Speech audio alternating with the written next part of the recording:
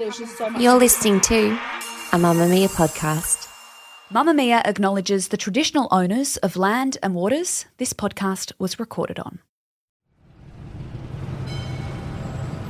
It's 11:44am on December 2nd, 2010 in Melbourne, and Phoebe Handsjuk and her dog Yoshi are captured on security camera. They're leaving the luxury apartment building on St Kilda Road she shares with her boyfriend as a fire alarm sounds. She returns 6 minutes later. It's the last time she's ever seen alive. After that short clip, we know she consumes enough alcohol to put her 3 times over the legal limit. Traces of a sleeping pill are found in her system.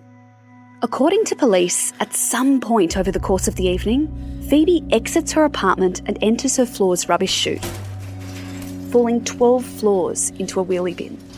She survives, but her right foot is almost severed by the compactor's blade, and in a last bid for life, she drags herself around the room looking for an exit. She doesn't find it. Her body is found by a concierge at 7 p.m.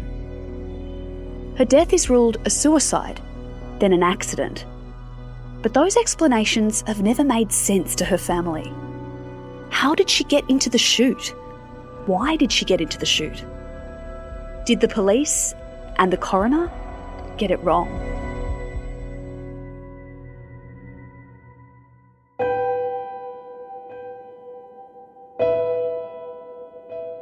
I'm Gemma and this is True Crime Conversations, a Mamamia podcast exploring the world's most notorious crimes by speaking to the people who know the most about them. The garbage chute at Phoebe's apartment was one of those ones that you open via a handle about halfway up the wall. It swings open on an angle, revealing a 22-centimetre latch opening. It's a pretty awkward hole to manoeuvre yourself into, and watching the recreation of how Phoebe might have managed it on Channel 9's Under Investigation, it looks almost impossible. It's very tight. In her second attempt, Danielle pulls herself up, but it takes all her strength, balance and coordination. It's just one of a long list of questions that remain unanswered in this case. A story that has been covered in depth by multi-award-winning investigative journalist Richard Baker, whose podcast Phoebe's Fall for the Age, hosted with Michael Batchelard, worked closely with Phoebe's family to try and figure out what really happened to her. It's a case that has baffled and angered the Australian public, and 14 years later, many of the questions asked by Phoebe's fall remain a mystery. Richard joins us now. Richard, how was Phoebe's body discovered, and what happened as police arrived on that scene? Phoebe's body was found in the garbage refuse room of this really fancy apartment building in St Kilda Road in Melbourne around 7 p.m. by the concierge or a cleaner going about her work. She was just trying to put a broom back or something and felt that there was a weight against the door and had trouble opening it, and eventually got it open, and there, lying in a pool of blood was Phoebe. And so what happened from there, obviously, police and emergency services were called, and pretty quickly the building started to fill up with police and ambulance officers. Interestingly, the ambulance officers didn't go and check for proof of life, which I found a bit troubling, and I know that troubled members of Phoebe's family, but the police had already made an assessment that she was, well and truly gone. And then it was really about talking to, her de facto partner, then Aunt Hampel, and trying to piece together her movements of that day. How quickly did the police start talking about suicide? Well, from what we know and from the coroner's inquest, from the word go, that was in the backdrop of all the conversations about what might have happened there. I know Aunt had mentioned that she was mentally unwell at the time, in his opinion, and she was seeking, some treatment and care from the medical profession for her mental health. And within 2 days, the homicide squad had pretty much written it off as a suicide. And that meant the case then was bound for the coroner. And a detective from the nearest police station, South Melbourne, was assigned the job of putting together the brief of evidence. He was a really quick judgment call to make, and something I've never seen happen so quickly in any other high-profile death in a suspicious circumstance involving, a young woman or a woman in that de facto or intimate partner setting. Let's paint the picture of Phoebe's life at the time a bit. She was, 24, living with her boyfriend, who you mentioned. Can you tell us a bit more about the life she was living? On the surface, it looked like a pretty good life. I mean, she was a vibrant 24-year-old, stunning looking young woman, big personality, from a loving family. Her family and her friends would concede, bit of a wild child, loved to party, but could also then get, like many of us, buyer's remorse after too good a time and get a bit low and a bit down. And yeah, she mixed, and through, her boyfriend and his connections, he was quite a bit older and from a very established Melbourne legal family, and worked and still works in the events and entertainment space, going to a lot of parties, meeting a lot of quite hip and happening on the move people. So it was a pretty full-on lifestyle.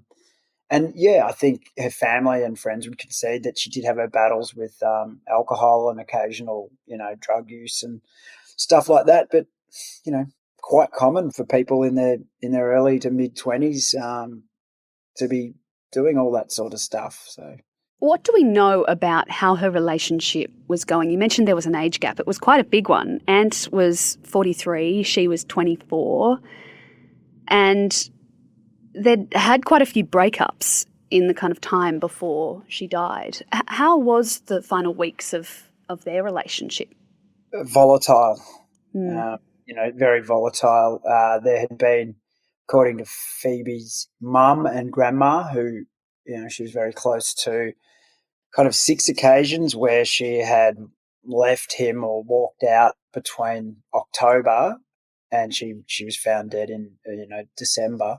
So it wasn't in a healthy state. And I think that last week they'd had a massive blue after a dinner at some of Ant's friends, and he didn't like the way she behaved or some of the things she said, and she'd had a couple of glasses of wine, and I don't think he liked that because of, I guess he saw, alcohol as a problem in her life, but why keep taking her to places then where it's kind of in abundance? So that last week, I think the Monday night of it, they had a massive row and really things sort of started to spiral a bit from there. During your investigations, you spent a lot of time with the family and her friends, and you kind of tried to unpick how the relationship changed Phoebe. And a lot of her friends spoke about how she was a different person, really, towards the end than the person they knew. Can you talk to that? Yeah, from their perspective and the way they saw her and her change and behavioural change, it was almost like she was trying to fulfill a role or acting, trying to fit a mould that was being made or had been made for her, and to really modify her behaviours to take the edges off a bit. But she seemed, they say that, she was a person caught up in a relationship where there was a lot of real or perceived coercive control going on. Yeah, right. Did her family see any signs of her being suicidal? No, not from what I know. Because her dad is a psychiatrist, isn't he? Yeah, and we've got to look at the time she was found dead. Her youngest brother was about to have, I think, his 18th birthday that very weekend, and there is no way she would have wanted to do anything to upend or to ruin that occasion. So, yeah, the mental health thing is obviously there, as it is for everyone who dies in a suspicious way. You've got to take into account what's going on in their life. But from where I sit and from my knowledge of this case and of the views of her family and friends, and also the evidence that was presented at the inquest, I think it was a really, really bad call by the cops to write that off in 2 days. And I'd stand by that all these years later. Can we talk a bit more about Phoebe's last week? You mentioned she'd had a blue with Ant, but there are a number of other kind of strange things that happened. Yeah. There was a dinner and a tomato soup text and bits and pieces. Yeah, the last week is kind of, sometimes real life is crazier than anything you can make up. But there was an appointment with a doctor, talking about her mental state. Then another drinking bender with a young friend of Phoebe's, where it was a pretty late night. And I think Ant, she threw her phone to the ground in anger at how many times he was calling her to find out where she was and what she was doing. I think she might have had an ecstasy pill or something, the friend reported that night. And then, she did come home and was, hungover and recovering. And, not long after that, one day, a strange text was sent to family members and Ant and one or two other people about her having tomato soup and going to drift off into this wonderful sleep and sort of apologising about things and, merrily, life is but a dream. And that was a really concerning thing, obviously, for family to see. And I think Natalie Handsjuk, Phoebe's mum, was on a plane and, when she landed and got signal again, that came up and she rang her mum, Jeanette, Phoebe's grandmother, to try and check out what was going on. You could read many, many things into that text message and perhaps still never know what the intent was or indeed who the author was. When was that text message sent? That was on the Thursday morning, so the day before Phoebe died.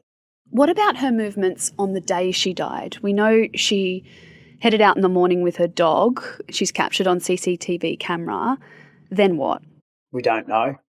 There's a space of hours that no one's got any insight into. What we do know that, Phoebe was captured on CCTV in the lobby of the apartment building with the little dog. And in the apartment that she shared with Ant, he reported sort of seeing a little shrine when he came back in there. Her hair straighteners had been plugged in. She had her handbag on the bench and a phone charger with it. Now, those things, knowing from my wife and now 17-year-old daughter, they're pretty normal indications that a girl or a woman is heading out somewhere if you've got those kind of implements on or on the bench ready to take with you. And obviously she didn't, to the best of our knowledge, go out anywhere. And the other things that the police discovered was that Phoebe's Gmail had been accessed and messages deleted from her email account. And no one really knows what that's about or why either. So they're enduring mysteries. And because the police had made that quick assumption that this was either a suicide or a, accidental death, it meant Victoria Police couldn't get American authorities, so where Google's headquartered, to go in and try and download or extract the deleted data to find out what went on, because under the legal, cooperation treaties between the two countries, to get them to do that, there has to be suspicion or strong evidence of a homicide. Just another kind of mystery, isn't it? Yeah, it's another door that couldn't be opened. Now, it may be a mere coincidence or something there, but, this is the after effects, I guess, or the fallout of rushing to a conclusion rather than, keeping an open mind and maybe just gathering all the evidence you can in the first place and then make an assessment of what is the most likely thing to have happened, whether it be a suspicious death or foul play or a suicide or an accident. We know that the concierge found Phoebe at about 7. What were Ant's movements that night? So his phone records and his swipe card to enter the building show him getting home around 6:10. And he says Phoebe wasn't there and that there was a candle burning and a photo of them or something. And some smashed glass and a ripped cushion or something like that. So it was a bit of an odd scene, and also later it was found out that there was some blood in the apartment. Now, they were meant to be going out for dinner that night with Phoebe's dad, and there was a weird phone call to or from their apartment number registered to a Western Australian number, and when they checked that number, it was WA Solar, like a solar panel thing, and nobody knows what the hell that was about, and I don't think Ant has any recollection or any, idea of what that is. What happened next was one of Phoebe's phones rang, and I don't know whether Ant had possession of it or not, but it was Phoebe's dad, and he was ringing to confirm dinner or to say that where are you, because they haven't rocked up yet. And then about 60 seconds later, Ant happened to call Phoebe's father back to say, I don't know where Phoebe is. Now, I think that Ant said that he didn't realise that it was a coincidence. He didn't know that Phoebe's dad had just called 60 seconds earlier looking for her. And then as it got closer to 7, I think Ant ordered some takeaway. He assumed that dinner's off and that maybe Phoebe's dad probably wasn't that keen on just having dinner with him on his own. Those other kind of bits and pieces you mentioned, broken glass, a ripped pillow and blood, were they ever investigated by police or locked down as a crime scene? The place was eventually locked down, for want of a better word, or taped off as a crime scene, but not till much later in the evening. I mean, it's one thing I've always found a bit unusual, and when that happened, Ant already had family members, including his father, I believe, or his late father, the Supreme Court Judge George Hampel, up in the apartment. And I don't know what they were doing there, I guess supporting him. But again, when you think about how those things are normally done, I would have thought normal procedure would have been to lock down that place, get everyone out, preserve the evidence, collect every sample of blood and DNA possible in there, and the fragments of glass and the computers and anything that might lead to some clues or some certainty about what happened. And yeah, the adequacy of the steps that were taken that night by police, it wasn't good enough. It was inadequate. And they missed testing some samples of blood. And to me, wouldn't that be a sign of perhaps there's been a struggle? Why wouldn't you, also, okay, there were 3 glasses in the sink. And who's been home all day? Why are there 3 glasses? What was in the glasses? Was there alcohol? Was there this? Was there that? Not done. And the other big failing of that night in terms of an investigatory sort of thing was to actually access and seize the CCTV from the apartment building. So they didn't do that? No. Isn't that basic policing? I'm not a police officer, putting my hands up, but that feels like... It's sort of on every episode of CSI. Yeah. Like that. I mean, it's, I don't know why you just wouldn't do that there and then. Yeah, I've always thought, this is my own personal opinion here, that Phoebe's family were and remain owed an apology by Victoria Police. Was there an issue with getting that CCTV after the fact? Could they not get it later? Well, when they went back to get it, I think it had overwritten itself or filmed. It was on a loop. So it was hard to access. And then the building manager, when I went to interview him a few years later, mentioned a hard drive. This is when Detective Payne, who was doing the coroner's investigation, wanted to see if there was something on a hard drive that they eventually found what looked like the right or relevant hard drive, and then that went missing from the building. What about witness statements or, a statement from Ant? Was that something that happened that night?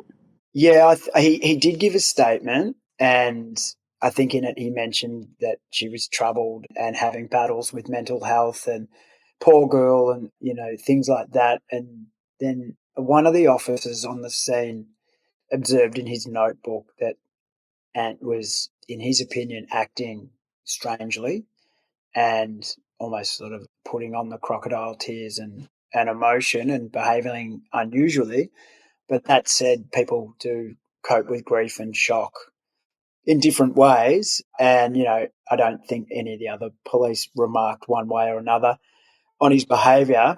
And then when Detective Payne, so the the South Melbourne detective who was given the job of forming the brief of evidence for the coronial inquest.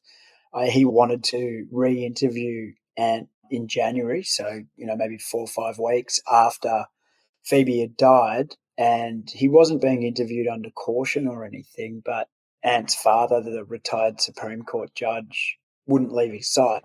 And even when Detective Payne said, I'd rather talk to him alone, again, we're talking about a 43-year-old man here, he said, no, my son's grieving, I don't want to leave him. But I guess that's an important point to make, that his dad was very high up in the legal system in Victoria, which is not a bad thing. It just means that this family knows court. They know legalities. They do, yeah. They know the law, and they know how things work, and they know I guess just by virtue of the position. So Ant's stepmother was a sitting county court judge, so that's the equivalent of the district court in New South Wales. Also, so yeah, they know the law. They know how things can be pushed, how police procedure works, all of those kind of things. And that's not a criticism of them. It's just a fact of their experience and the profession that they have. But I guess it's human nature.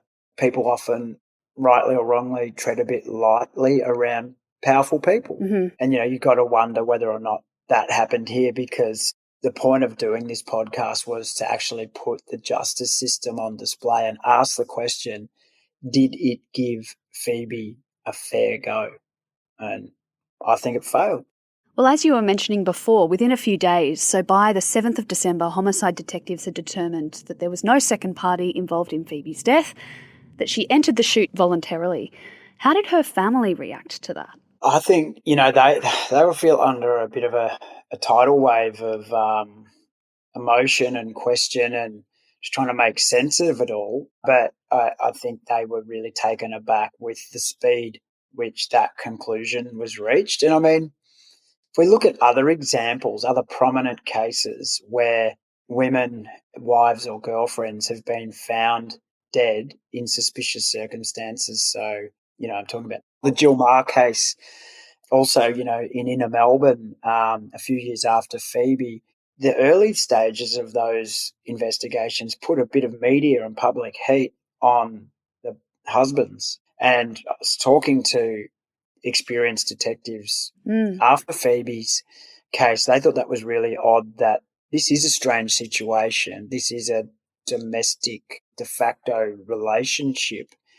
Here, there is evidence of blood and other things in that apartment, and was home when Phoebe's body was found. So it's, again, not saying that he was guilty, but why wasn't the same standard procedures and processes followed here? When did you become involved in this story? It was around about now, wasn't it, that the family kind of contacted you? They were quite frustrated with everything that was happening, particularly Phoebe's grandfather, who himself was a retired detective. Yeah, so Lorne Campbell, Phoebe's maternal grandfather, was a very experienced Victoria police officer and detective, and he reached out to myself and my then colleague and still great mate Nick McKenzie at The Age.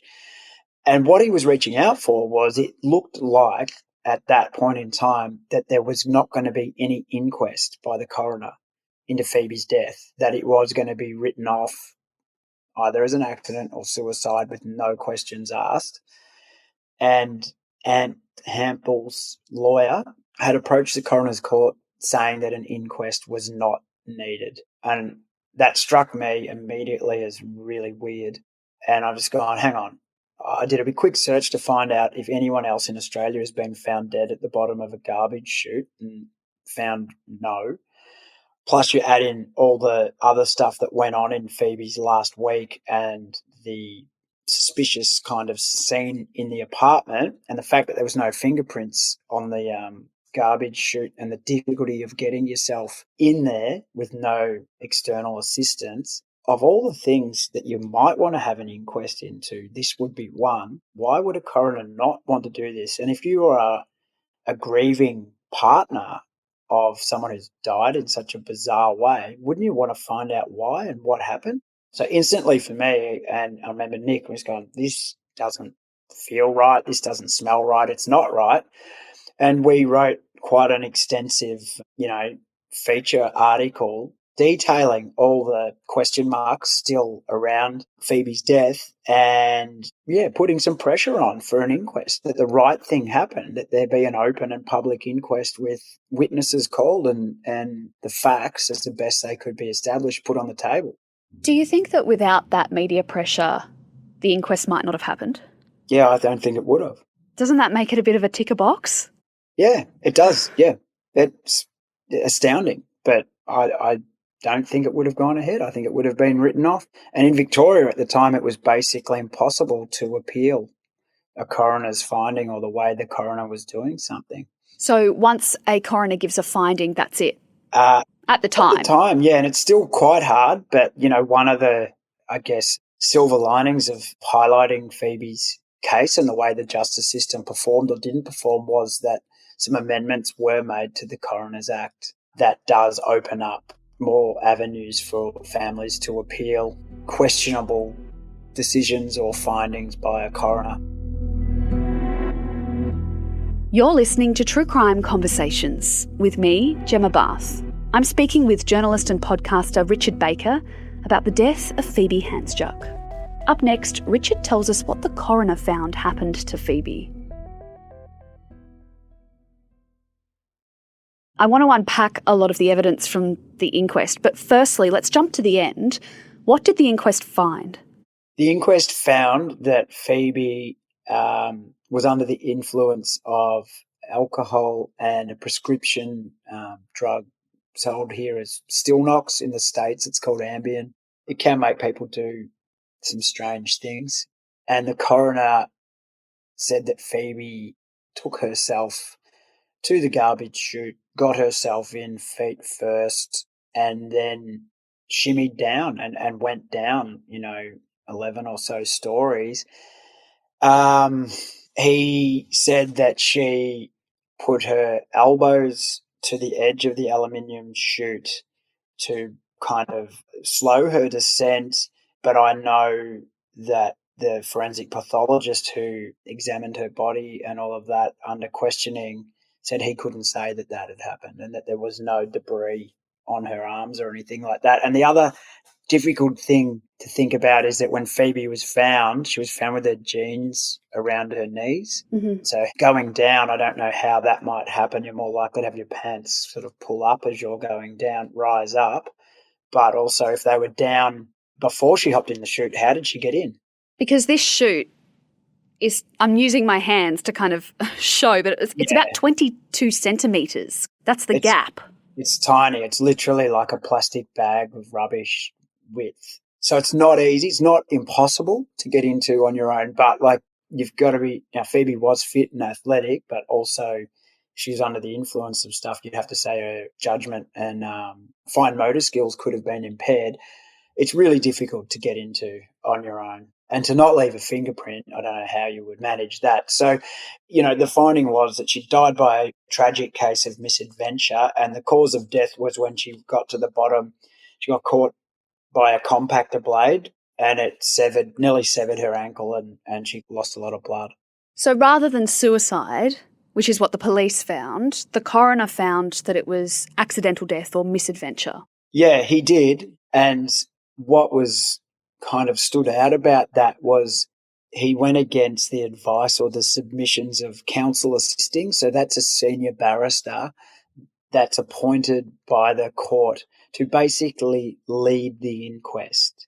Now, the coroner is of an independent mind, but the inquest is run by the counsel assisting the coroner, this senior barrister. And in this case, the barrister Deborah Semensma, in her submissions, had submitted that only an open finding be made. And what an open finding is that the evidence, you couldn't rule in or rule out foul play or the involvement of other parties.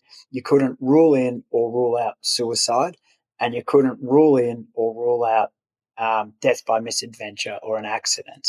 And that, to me, was the right finding on the evidence there. And that's all Phoebe's family have ever said as well. They don't think the evidence is there to convict anyone for it because they don't know whether that's for sure what happened. But why, again, would you have to, I find it odd that you have to kind of stitch together a narrative that's not supported in some cases by the evidence at your inquest when you had a perfectly reasonable finding to make, which is open. And to be clear, if an open finding is what the coroner was to rule, would that have left the door open to potentially look down a murder investigation if more evidence was to come out? It kind of leaves the door open.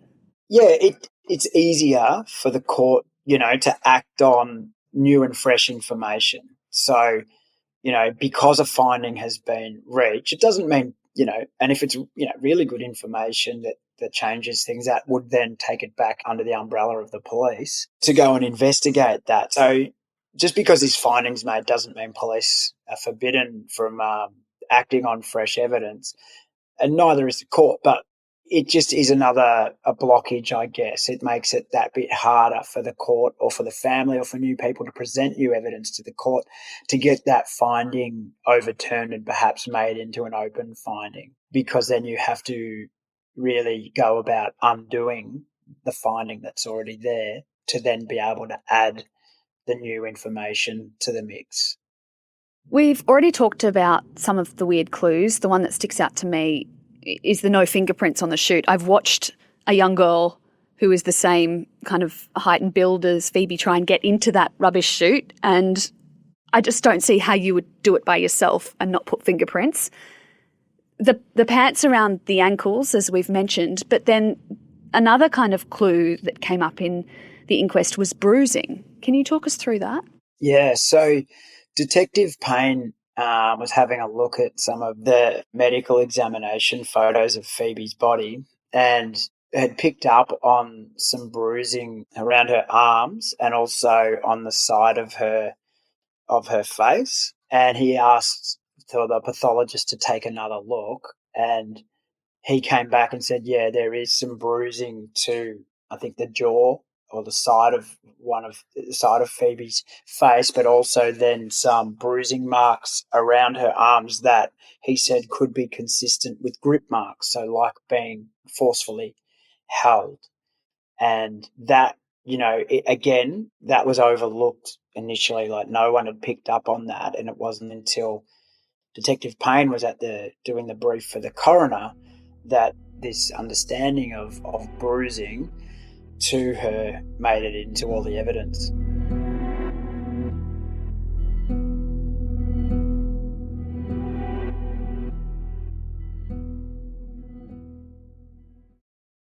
I want to talk a little bit more about the days and weeks after Phoebe died and the reactions of her inner circle, because Natalie, Phoebe's mum, really wanted to kind of understand what happened, and so she asked for a chat with Aunt. Can you tell us what happened? Yeah, so Natalie Handsjuk, Phoebe's mum, went to Aunt's apartment and just really wanted to have a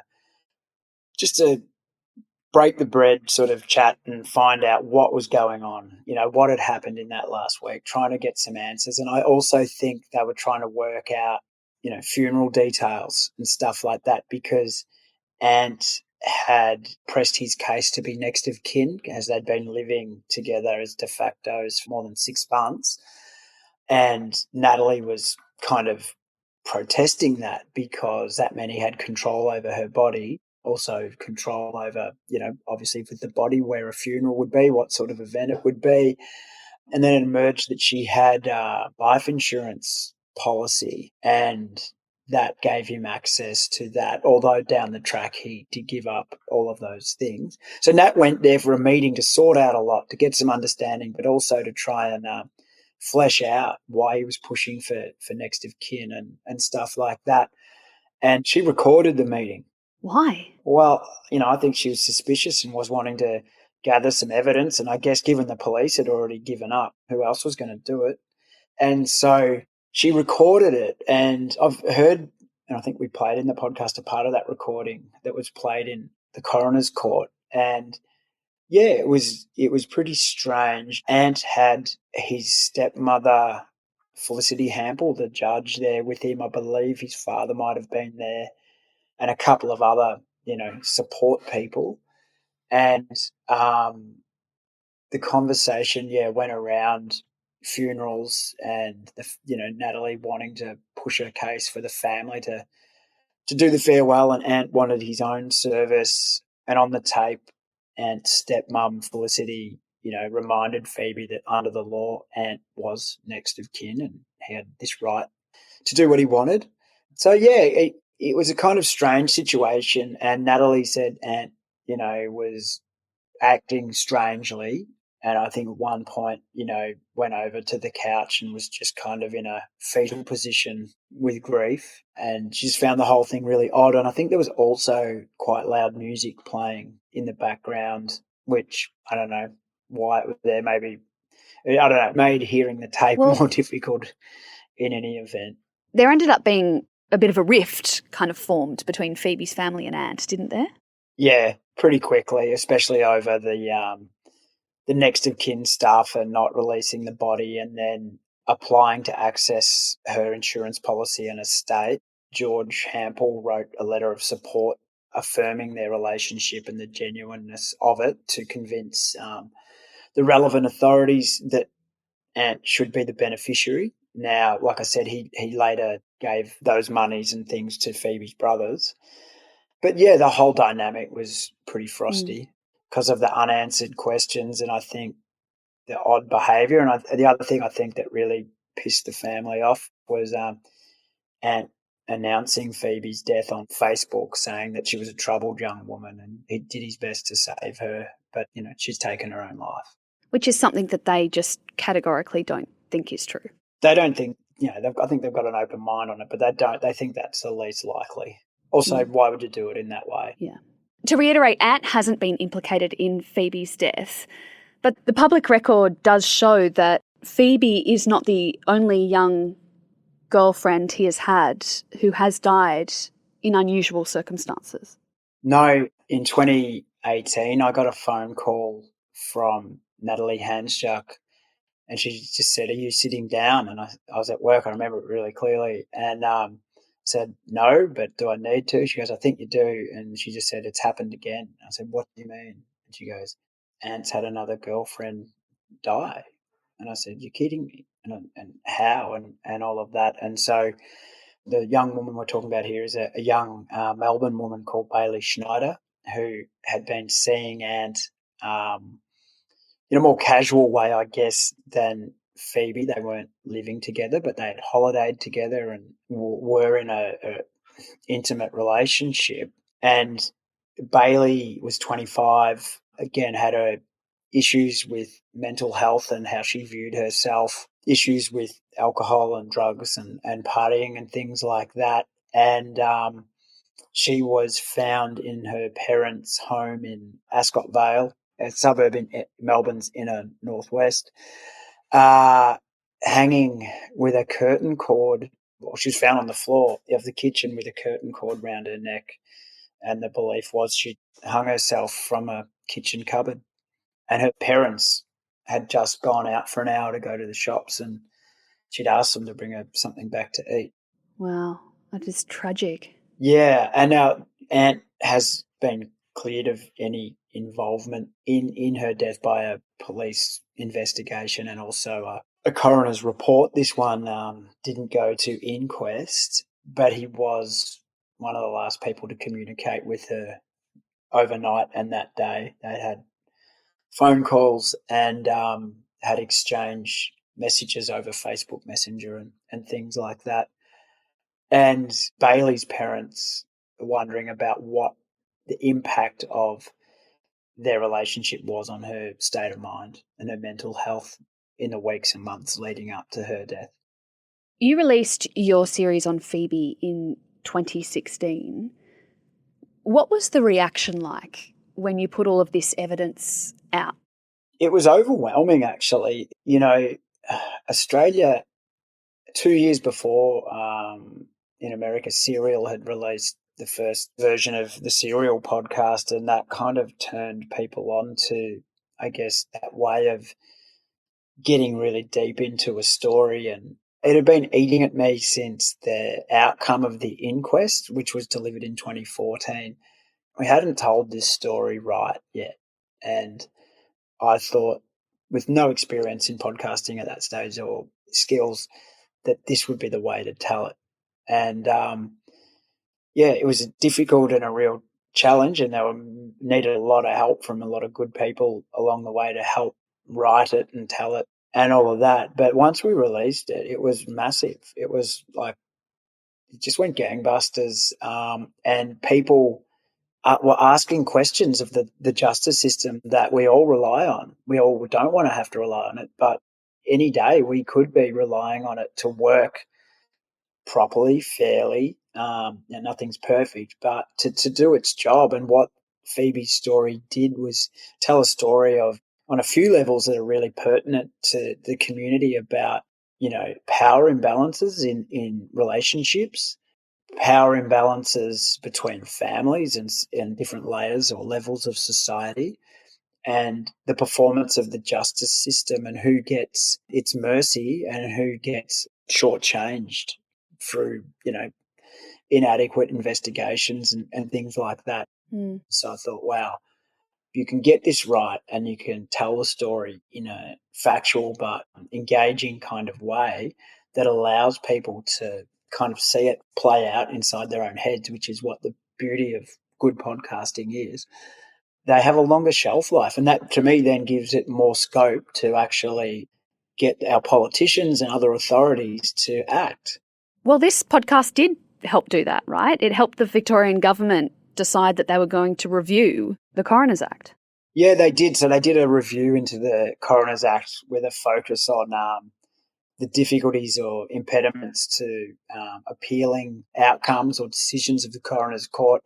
And then some amendments were made to make it that bit easier for families to challenge things, which is a good outcome. So hopefully, because of what happened with Phoebe's case and the spotlight we put on it, other families won't have the door closed to them for challenging decisions and things that happen in the Coroner's Court that they disagree with or they believe aren't supported by evidence. Because a finding, when you don't have a prosecution or someone to blame, a coroner's finding's all you've got. That's the legal final word. That's how the state says your loved one died and the circumstances with which they died.